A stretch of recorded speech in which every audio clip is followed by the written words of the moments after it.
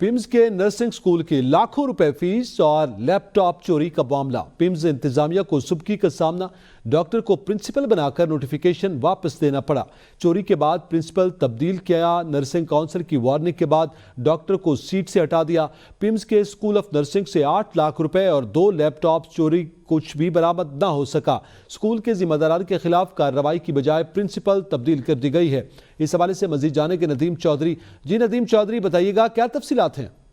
جی بالکل، پیمز کے school of nursing سے 8 لاکھ روپے اور 2 لیپ ٹاپ چوری ہوئے ہیں، جس کے بعد اسکول کے پرنسپل کو تبدیل کیا گیا۔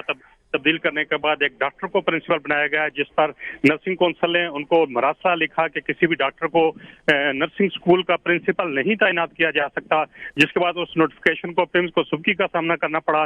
وہ نوٹیفیکیشن واپس ہوا اور واپس ایک نرس کو جو واپس انہوں نے بنایا پرنسپل، لیکن تاحال نہ تو وہ لیپ ٹاپ برآمد ہو چکے اور نہ ہی وہ 8 لاکھ روپے برآمد ہوئے جو اسٹوڈنٹ کی فیسوں کے الماریوں میں پڑے ہوئے تھے۔ اور ذرائع کا یہ کہنا ہے کہ جو تین انسٹرکٹر ہیں جن کے پاس چابیاں تھیں، ان سے تاحال ابھی تک پوچھ گچھ نہیں ہوئی، نہ ہی FIR درج ہو سکی ہے۔ جی بہت شکریہ ندیم چودھری۔